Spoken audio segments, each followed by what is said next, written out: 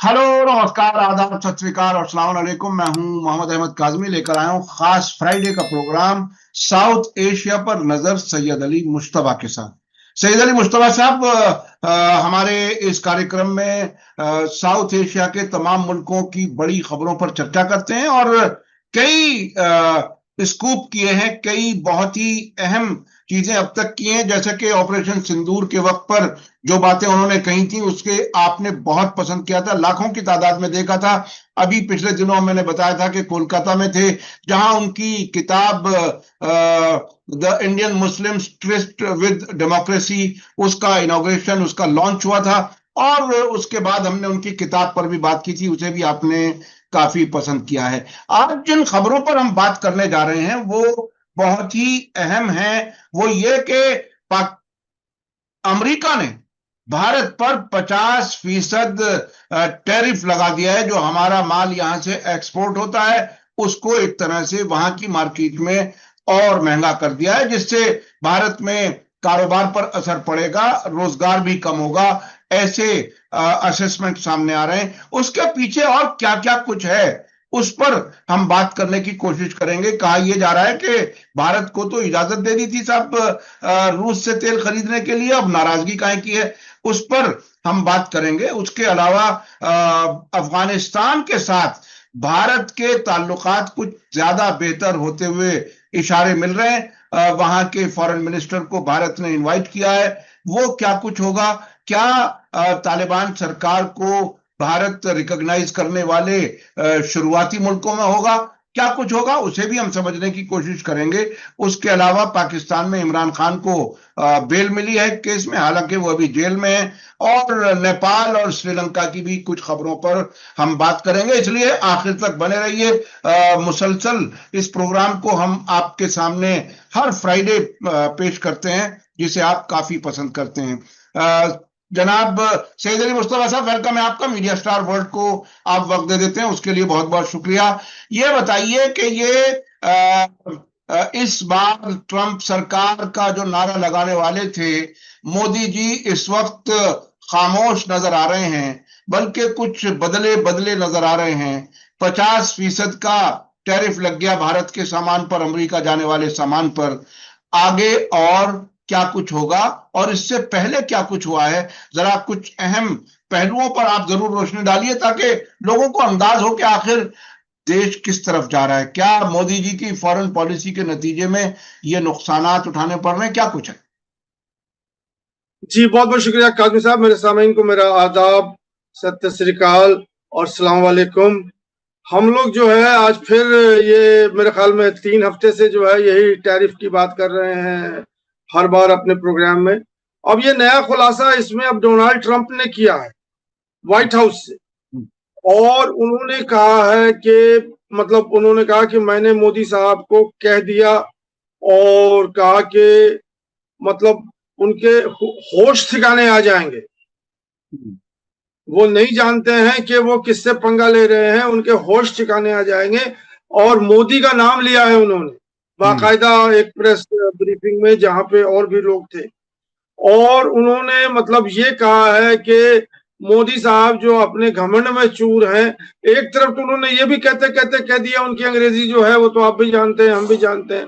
वो एक तरफ तो उन्होंने कह दिया कि टेरिफिक पर्सन, ये लफ्ज यूज किया मोदी के लिए कि he is a terrific person.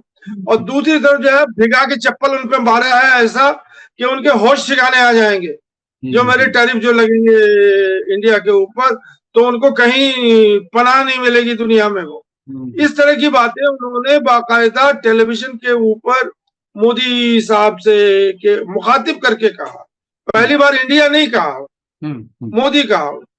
उसके बाद फिर ऑपरेशन सिंदूर का नाम लिया है, बिना ऑपरेशन सिंदूर के नाम लेते हुए। मैंने कहा कि ऑपरेशन सिंदूर अभी हमारा और आपका जान नहीं छोड़ने वाला है। अभी उन्होंने कहा फिर कि मैंने जो है फोन लगाया मोदी साहब को, और उन्होंने कहा कि 24 घंटे के अंदर जो है आप ये जंग बंद कीजिए, और नहीं तो न्यूक्लियर की तरफ जाने वाले हैं आप और हिंदुस्तान और पाकिस्तान। तो मोदी साहब ने 5 घंटे के अंदर अंदर जंग बंद कर दिया। हमने तो 24 घंटे का टाइम दिया। और अभी जो नया खुलासा किया है उसमें ट्रंप ने कहा कि 7 जेट इंडिया के गिरे हैं। पाकिस्तान तो 5 और 6 पे लगा हुआ है, इंडिया 3 और 4 पे लगे हुए हैं। ट्रम्प साहब ने कहा कि 7 लगे हुए हैं। तो ये सब चीजें जो हैं ये बहुत ही बुलिंग टैक्टिस है, मतलब जो अमेरिका का है वो बुलिंग टैक्टिस है। अब दूसरी बात मैं आपको ये बता दूं कि इंडिया के ऊपर ये जो 50% टैरिफ है, ये सबसे बड़ा टैरिफ है पूरे दुनिया में। अब इस पे एक और जो 50% वाले जो ग्रुप में है वो है आपके ब्राजील। तो ब्राजील जो है वो इंडिया के बराबर टैरिफ में है। इंडिया, चाइना जो है वो 30% में है टैरिफ के उस पे। और वो तो उन्होंने कह ही दिया था कि उनके जो एक डेलीगेशन जा रहा था यहाँ पे ट्रेड और टैरिफ डेलीगेशन का, कि वो आने वाला हो, तो बंद हो गया। अब यहाँ पे आ जाइए हमारे जयशंकर साहब, अभी वो मॉस्को के, अभी अजीत डोभाल लौट के आए थे और अब वो जयशंकर गए हैं वहां। वहां जयशंकर साहब ने मॉस्को में कहा है कि अमेरिका ने खुद हमसे कहा है कि इंडिया से कि आप तेल लीजिए, जितना आप तेल लेना चाहते हैं लीजिए, ताकि ग्लोबल ऑयल इकोनॉमी जो है वो स्टेबलाइज करे। अब जो है अमेरिका ये कहता है कि आप तेल नहीं लीजिए। तो ये कैसा मापदंड है, और ये है वो है, उसी की गुहार लगा रहे हैं वो मॉस्को से बैठ के। अब आ जाइए इसके ऊपर के मोदी सरकार जो है इसको कैसे फेस कर रहे हैं। और मोदी सरकार ने जो है कहा कि स्वदेशी का नारा लगाया उन्होंने, और स्वदेशी का नारा लगाया तो 1920 में गांधी जी ने भी स्वदेशी का नारा लगाया था। और अगर जो लोग हिस्ट्री के स्टूडेंट है, मॉडर्न इंडियन हिस्ट्री के, गांधी जी ने जो नारा दिया था उस पे जनता जो है रोड पे आ गई थी, और जितने भी मैनचेस्टर के बने हुए शर्ट और कपड़े और ये वो सब उन्होंने जो है फेंक दिए थे और उस पर आग लगा दिया था। वो होलिका दहन हुआ था उसका। ये सब कहानी तो हिस्ट्री बुक में चल रही है। क्या मोदी साहब और क्या मतलब अमित शाह और क्या जयशंकर साहब या राजनाथ सिंह पार्लियामेंट के बाहर आकर करके अमेरिकन गुड्स को जलाएंगे? क्या ये जलवा हम लोग को देखने को मिलेगा? हमें तो बहुत सारी जलवा देखने को मिला है, लेकिन क्या ये मिलेगा जो उन्होंने कहा है कि हमें जो है आत्मनिर्भर होना पड़ेगा, आत्मनिर्भर होना पड़ेगा। अब आत्मनिर्भर की कहानी सुनिए, सुन लीजिए कि 16 में से 15 सेक्टर जो हैं वो बिल्कुल समझ लीजिए कि खत्म हो रहे हैं 50% के टैरिफ पे। उनके खुद गुजरात में जो डायमंड इंडस्ट्री है उसमें ताले लग रहे हैं, ऑफिसेस बंद हो रहे हैं। ये जहां जहां एप्रेल और गारमेंट फैक्ट्री है, चाहे हमारे यहाँ तमिलनाडु में तिरुपुर में, उधर पानीपत में, उधर कुछ जयपुर में, जहां जहां है ये कपड़ों का जो मामला है उस पे पेट्रोलियम प्रोडक्ट्स हैं और बहुत सारे प्रोडक्ट्स हैं। 15 प्रोडक्ट्स पे जो है वो हालत खराब हो गई है। अब ये देखिएगा, मुझे जो अभी यहाँ से आज के दिन से पेशन गोई हो रही है कि जब ये नौकरियां खत्म होंगी तो फिर जैसे कोरोना से लोग भागे थे पैदल अपने अपने घरों पे, वैसे ही जाने का मंजर फिर टीवी में सुनाई पड़ेगा। और फिर क्या होगा वो तो मतलब ये है कि गैब कोई मालूम है, हम आपको बता नहीं सकते हैं। लेकिन ये बहुत बड़ा भूचाल आ चुका है। अभी तक तो वो मतलब बातों बातों पे है, लेकिन जब इसका इम्पैक्ट पड़ेगा, जब नौकरियां खत्म होंगी और उसके बाद जो है लोग घर की तरफ जाने लगेंगे बिना किसी पैसे के, बिना इसके, तो देश में क्या भूचाल आएगी वो हम समझना चाहते हैं। अब एक लास्ट इसमें एक बिंदु और है जो कि अब लोग पूछने लगे हैं ग्राउंड पे, मतलब रोड पे या चौराहों पे, कि मोदी सरकार के फैसले से हम क्यों प्रभावित हों, हम क्यों प्रभावित हों? जो तेल खरीद रहे हैं उससे तो अडानी और अंबानी पैसे समेट रहे हैं। जो आम आदमी जमीन पे जो मेहनत कश आदमी है, अब्दुल जो पंचर लगाता है, या इस तरह के जो लोग हैं जो कि मेहनत कशी का काम करते हैं, उनके पेट में रोटी कहां से आएगी? कौन जिम्मेदार है इसका? देश का चौकीदार। उसकी रॉन्ग पॉलिसी, उसकी रॉन्ग जो थिंकिंग है वो 1 मिनट अभी वो ट्रम्प साहब ने तो यही कहा ना कि अगर मोदी साहब जो है 2 मिनट झुक जाते और झुकने के बाद ये कह देते कि नहीं साहब आप ही ने जंग बंद करवाया, हमारी क्या हैसियत थी, हम तो जंग बंद करवा ही नहीं सकते थे, आप ही ने जंग बंद करवाया है और आपको हम नोबेल प्राइज के लिए नॉमिनेट कर लेते, तो सारे किस्से जो है रफा दफा हो जाते। अगर इतनी सी बात वो बोल देते। किस चीज का अहंकार? करोड़ों लोगों का। अभी देखिए, मतलब कल तो छुट्टी थी, एक दिन पहले जो है 26 तारीख को 5 करोड़ का जो है वो जो सेंसेक्स है वो डूब गया, लोगों के पैसे खत्म हो गए। आज भी सेंसेक्स डाउन है। 1% जो है जीडीपी, जो 6% ये कह रहे थे कि हम 12% ले जाएंगे और $5 ट्रिलियन ले जाएंगे और ये होगा वो होगा, ये टैरिफ की वजह से 1%, अब हम लोग 6% की ग्रोथ देख रहे थे, ये 5% से भी नीचे आ जाएगा। कौन है इसका जिम्मेदार? ये सिर्फ अहंकार यही ना। अगर वो 1 मिनट यही बोल देते कि ठीक है साहब, आप ही ने इसे बंद करवाया, आपके बिना कैसे बंद होता, तो क्या हम इस बुरान से जो अभी गुजर रहे हैं, क्या हम गुजर पाते? तो ये सब चीजें जो है, ये बहुत बड़ा सवाल है। देखिए, देश को चलाना अलग चीज है, किसी पॉलिटिकल पार्टी को चलाना बिल्कुल अलग चीज है। जिस तरह से आपने कहा कि आम लोग सवाल ये कर रहे हैं कि मोदी जी की गलती के लिए हम क्यों भरे, हमारा रोजगार क्यों छिन रहा है, तकरीबन ऐसी ही हालत अमेरिका में इजराइल वाली पॉलिसी पर है कि आखिर हमारा पैसा इजराइल जंग में क्यों जा रहा है। तो ये हुक्मरानों के फैसले जो हैं वो आवाम के लिए बहुत ही खतरनाक साबित होते हैं और उनकी रोजमर्रा की जिंदगी बहुत मुतासिर होती है। जिन लोगों का रोजगार जाएगा, जो बेरोजगार होंगे, जो गांवों में जाएंगे और वहां भी उन्हें खाने को नहीं मिलेगा, क्या उनकी बेरोजगारी के नतीजे में मुल्क के अंदर क्राइम्स नहीं बढ़ेंगे? ये सारे सवालात हैं जो मोदी सरकार के सामने एक तरह से मुंह खोले खड़े हैं और मोदी जी अब जरा इधर उधर की बातें कर रहे हैं। अच्छा, ये बताइए कि ये जो एक बात आ रही है कि 40 मुल्कों में हम ऑल्टरनेट मार्केट तलाश करेंगे, जिसमें साउथ कोरिया होगा और कौन कौन से मुल्क होंगे, उन मुल्कों में हम बेच करके अपना काम चला लेंगे। ये मार्केट एक्सप्लोर करना, क्या जिस तरह की स्ट्रेटेजी बीजेपी सिर्फ इलेक्शन जीतती है, और राहुल गांधी के हिसाब से कि अगर ये वोट चोरी ना किए होते तो प्रधानमंत्री नहीं होते, और वो जो गुजरात का मॉडल है वो वोट चोरी वाला मॉडल था जिसको लोग अभी तक समझ रहे थे विकास का मॉडल है। तो क्या ये इंटरनेशनल, चूंकि हमारा आपका प्रोग्राम इंटरनेशनल अफेयर्स का है, क्या ये 40 मुल्कों में अपना माल बेचना इतना ही आसान है जैसे एक उंगली से बटन दबा करके ट्रिगर कर दिया गया 50% टैरिफ? क्या मोदी जी ऐसा कुछ कर पाएंगे? देखिए, इसका एक सिर्फ सटीक जवाब यही है कि अभी 35 के करीब मुल्क में ऑपरेशन सिंदूर का डेलीगेशन गया था। क्या हासिल हुआ उससे? ये तो गोदी मीडिया का भोपू है जो हमको और आपको खुश करने के लिए बता रहा है। अब इंडिया का फिलीपींस से, आजकल मैं देख रहा था, फिलीपींस को लेकर के चढ़े हैं कि फिलीपींस से हमारा तजारत होगा। अरे कहाँ फिलीपींस, कहाँ अमेरिका? आप समझ रहे हैं ना? 5 मतलब मिलियन करोड़, मालूम नहीं कितना उसका एग्जैक्ट। जब असल में सरकारें पता क्या करती हैं, जब मुल्कों की गिनती कराती हैं तो छोटे छोटे से मुल्कों का भी जिक्र करती हैं जो आइलैंड से ज्यादा नहीं है, दिल्ली के बराबर नहीं है, लेकिन गिनती बढ़ाने के लिए कह देते हैं कि साहब इतने मुल्कों से हमारी तिजारत हो रही है।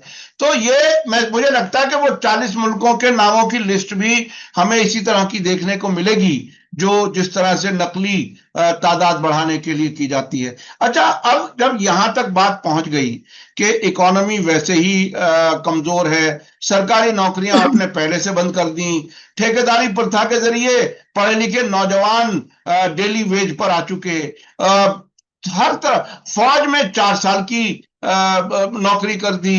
जब ये इस तरह से होगा और बेरोजगारी के लिए नए नए एवेन्यूज खोलेंगे, बेरोजगारी के नए नए मौके, मैं इसे मौका ही कहूंगा, ये आपदा में अवसर जिसे कहते हैं, तो अवसर में आपदा वाली बात हो रही है। कैसे कैसे हैंडल करेगी सरकार? देखिए, ये सब चीजें तो जो आप कह रहे हैं उसमें सारी चीजें सही हैं। मेरे दिमाग में जो बात चल रही है, ये इंडिया और अमेरिका का जो टैरिफ वॉर है, ये एक्चुअली कौन बड़ा चौधरी है?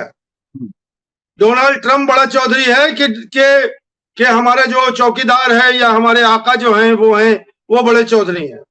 डोनाल्ड ट्रंप ने खुंदक खा ली है, और इतनी खुंदक खाई है उन्होंने कि I will smash the head of Narendra Modi. उसको भागने की जगह नहीं मिलेगी।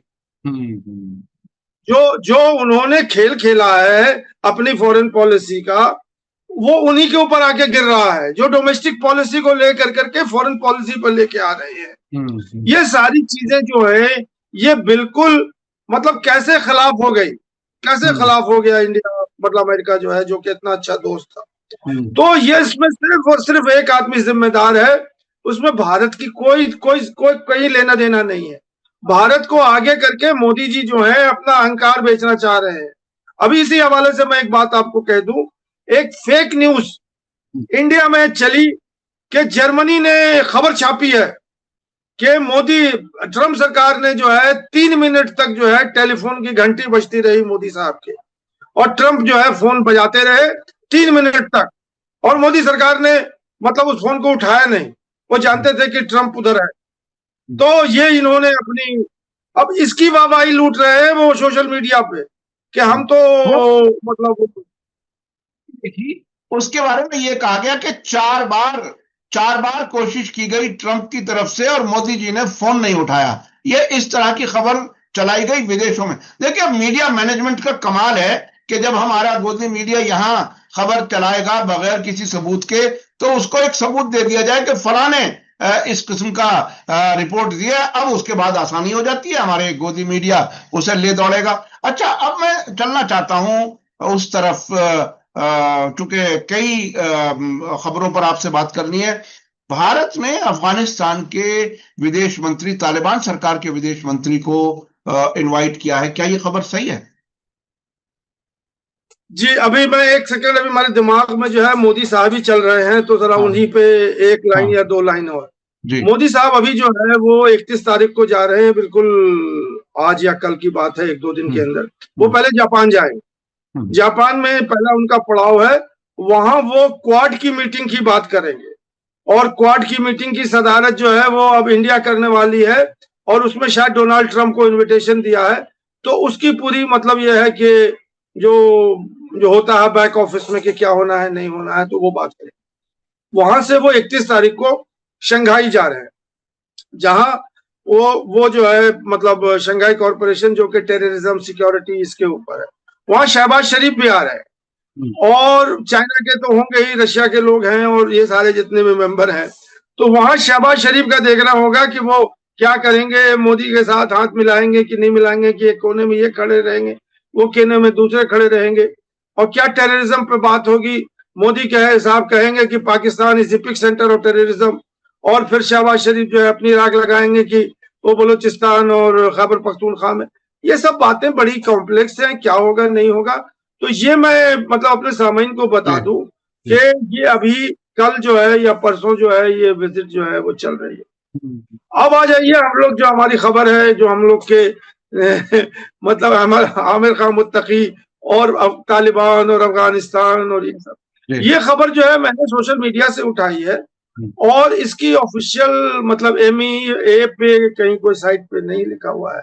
लेकिन यहाँ पे बात ही आ रही है क्योंकि अभी वोंग ही आए थे यहाँ दिल्ली, वहां से वो फिर इस्लामाबाद गए, वहां से फिर वो काबुल गए, और उन्होंने गोलाबंदी बनाई है चाइना, अफगानिस्तान, पाकिस्तान, और 1 बेल्ट 1 रोड, और ग्वादार पोर्ट, और उधर सेंट्रल एशिया।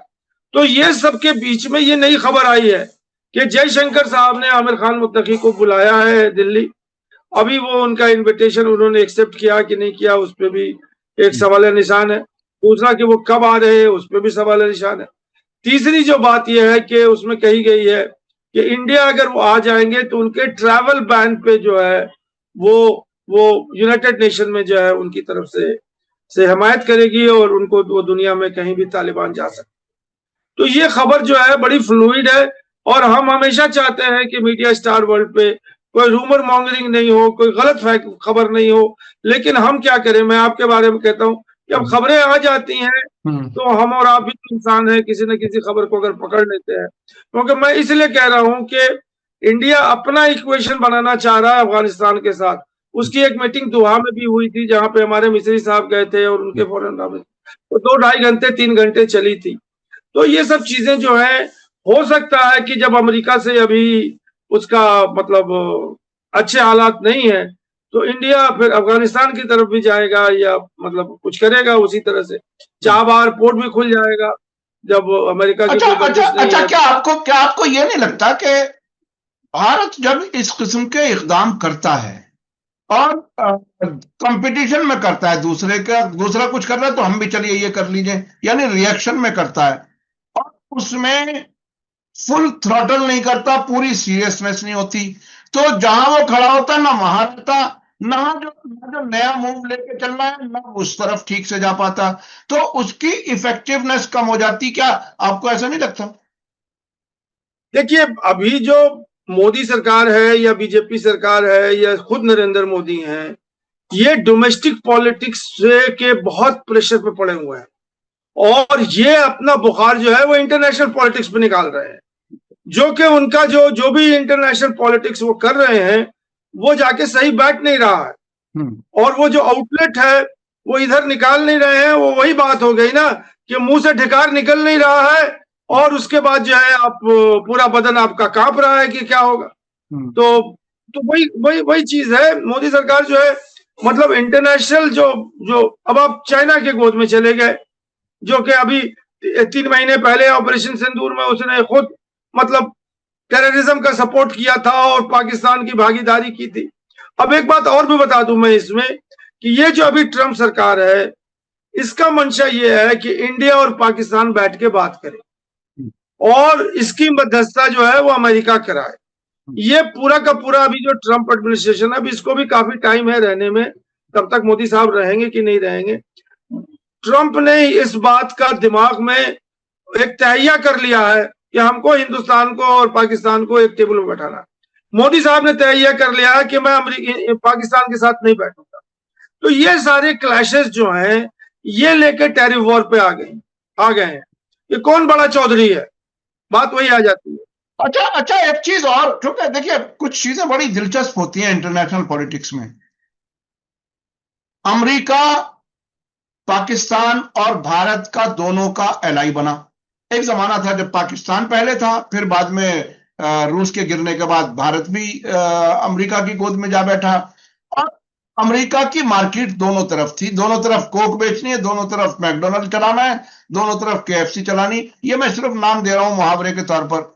अब उसके बाद कई साल तक हमने ये देखा कि अमेरिका की कोशिश ये रहती है कि टेंशन तो हो ताकि हमारे हथियार खरीदें, लेकिन लड़ाई ना हो, क्योंकि दोनों तरफ बहरहाल हमारा माल बिकना है।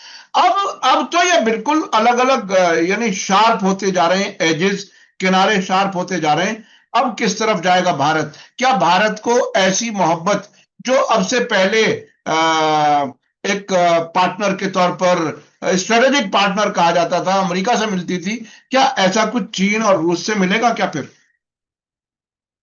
देखिए ना ही चीन से कुछ मिलेगा ना ही रशिया से कुछ मिलेगा भारत को, ये तो मतलब सब लोग जानते हैं। जो कुछ मिलेगा तो अमेरिका से ही मिलेगा और अमेरिका का ये मंशा है कि इंडिया और पाकिस्तान बैठ के बात करें। भारत जब तक नहीं बात करेगी तब तक इस तरह के तमाचे भारत में पड़ते रहेंगे और कहीं मतलब जो वही है, मैंने एक बार कहा था ना कि धोबी का गधा ना घर का ना घाट का, वही हालत बना के रख दिया। अब तजियाकार ये भी कह रहे हैं, ये सुन लीजिए, हमारे सामाइन को मैं बताना चाह रहा हूँ, ये बड़ा ही एक समझ लीजिए कि क्या कहते हैं कि कवियों वाला जहां रवि न पहुंचे वहां कवि पहुंचे वाला कोई फलसफा है, इसमें कोई सदाकत नहीं है।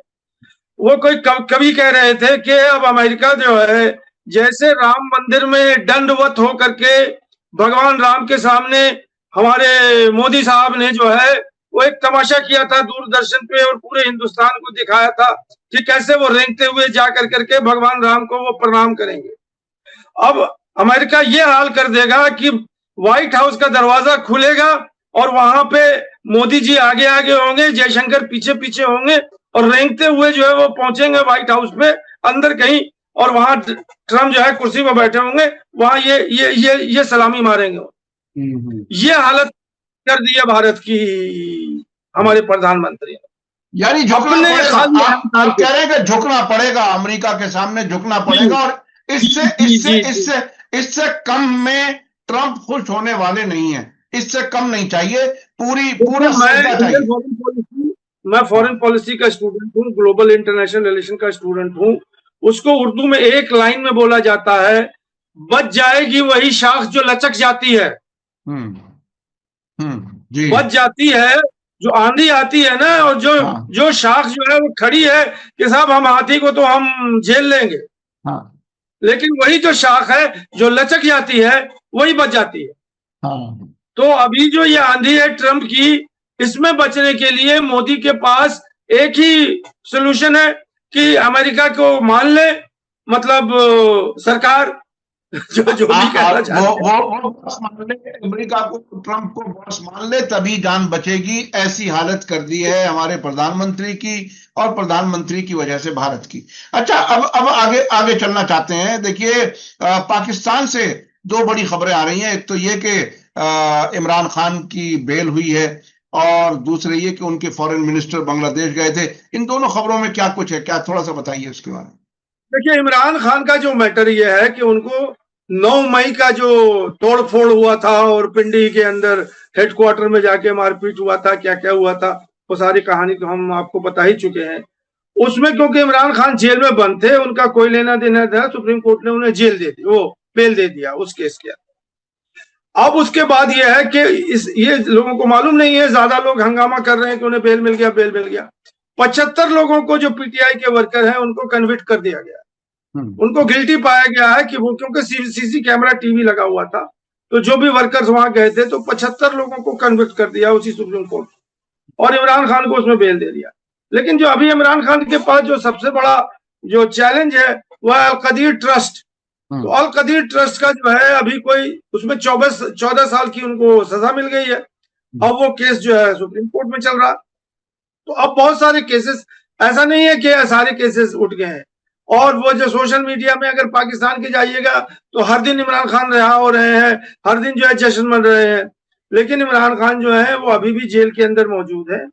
और अब कुछ तजियाकार ने बता दिया है और आसिम मुनीर के हवाले से कह दिया है कि देखिए, अभी आसिम मुनीर का जो इक्वेशन अमेरिका के साथ चल रहा है और अमेरिका का इक्वेशन पाकिस्तान के साथ चल रहा है, अमेरिका नहीं चाहेगा कि इमरान खान जो है बरसरे इख्तिदार जो है अमेरिका में, वहां पाकिस्तान पे आ जाए। अमेरिका का कोई इंटरेस्ट इमरान खान सर्व नहीं करेंगे, और जो सर्व करेगा वो आसिम मुनीर है।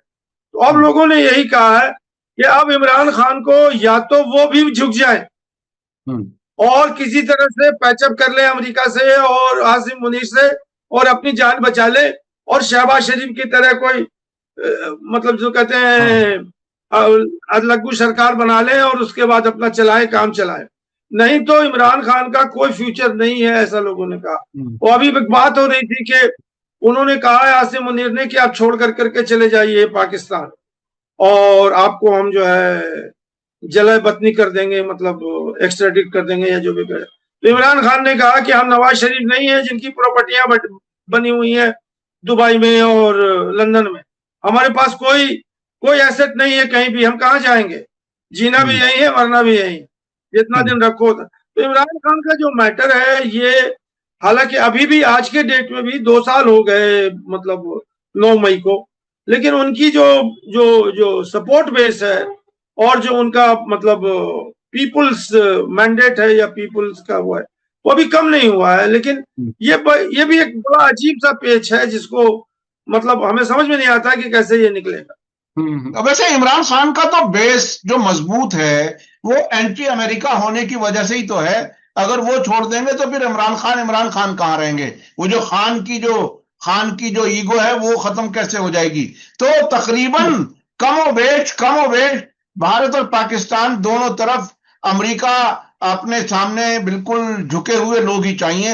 यहां मोदी जी को पूरी तरह से झुकाना चाहते हैं, वहां अगर इमरान खान सौदा कर लें तो शायद उनकी सरकार बन जाए। तो ये अमेरिका की कोशिश यही रहती है कि हर तरफ हर मुल्क उनका गुलाम बन जाए, लेकिन कुछ मुल्क हैं जो वाकई उसके सामने झुकने के लिए तैयार नहीं है। हमारे पास वक्त बहुत कम रह गया है। जो दूसरी खबर है बांग्लादेश जाने की, जो फॉरेन मिनिस्टर की है, वो कितनी अहम है, क्या कुछ है?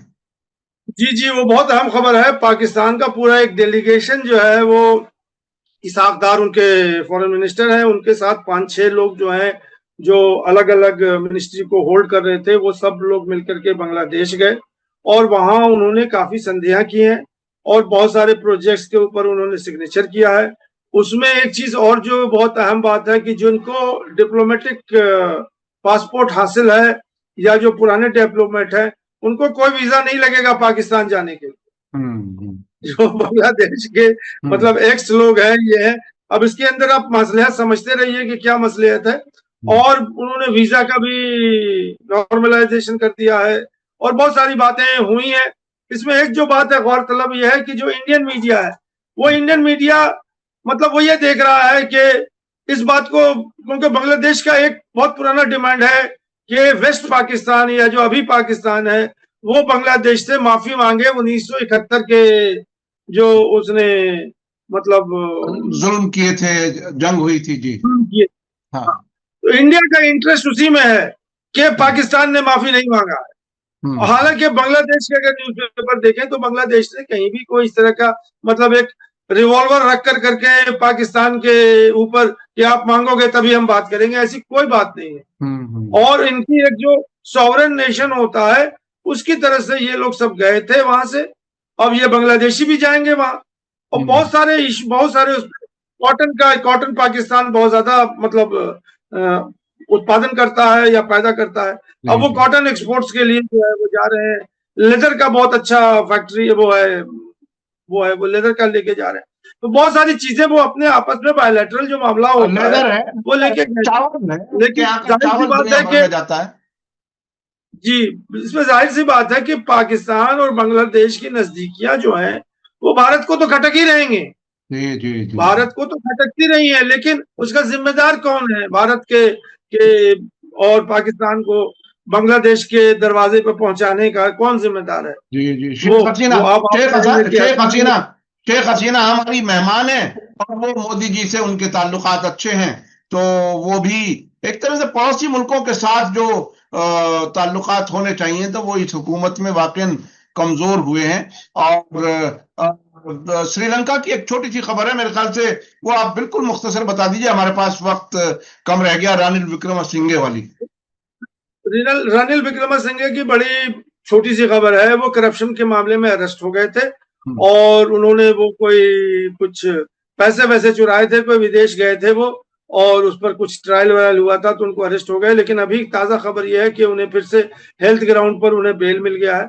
लेकिन जो खबर मैं आपको ले जाना चाहता हूँ वो नेपाल की है, उसके लिए एक आध मिनट इजाजत हो जी बताइए। लीपू लेक और काला पानी का जो मामला है जो कि हमारे उत्तराखंड और हिमाचल प्रदेश के पास वो जो चाइना में की तरफ जाने के लिए एक पास है जो कि उस पर आप जाएंगे तो कैलाश मानसरोवर मिल जाएगा और यहाँ से इंडिया और चाइना की ट्रेड होती है। लेकिन उससे बाहर जो है वो चाइना कहता है कि मेरी टेरिटरी है लीपू लेक और काला पानी, ये पूरा एरिया। इंडिया ने जो एक रोड बना दिया जी, इंडिया ने एक रोड बना दिया है वो पास तक अपने यात्रियों को ले जाने के लिए या अपने ट्रेड करने के लिए। अब नेपाल का कहना है कि ये तो मेरी जमीन है, मेरी सॉवरेनिटी है। इंडिया कैसे इस पे, उसने प्रोटेस्ट दिया है चाइना को भी और इंडिया को कि आप इस पे नहीं आ सकते, आप इस पे नहीं कर सकते। उन्होंने मैप छाप दिया है, उनका जो पार्लियामेंट है उस पर भी बना दिया है कि लीपू लेक, उन्होंने करेंसी बना दिया है जिसमें कि लीपू लेक जो है वो नेपाल का हिस्सा है। इंडिया ने उसको भी अपोज किया, उन्होंने कहा कि हम नहीं मानते हैं और वो सब हमारा टेरिटरी है।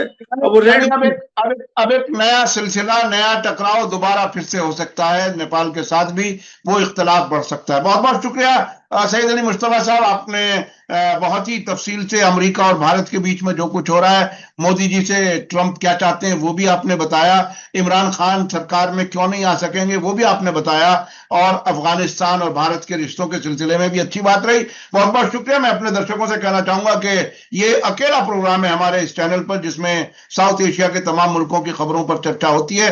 आज का वीडियो आपको कैसा लगा कमेंट में जरूर लिखें और ज्यादा से ज्यादा लोगों तक शेयर करें ताकि सही बात ज्यादा से ज्यादा लोगों तक पहुंच सके। इसी के साथ मुझे दीजिए इजाजत। धन्यवाद, शुक्रिया, जय भारत, जय। मीडिया स्टार वर्ल्ड के और वीडियो देखने के लिए हमारे चैनल को सब्सक्राइब करें और सीधे नोटिफिकेशन पाने के लिए बेल आइकन दबाएं। और अगर हमारी खबर सच्ची और अच्छी लगे तो अपने व्हाट्सएप, इंस्टाग्राम, फेसबुक और ट्विटर अकाउंट पर जरूर शेयर करें।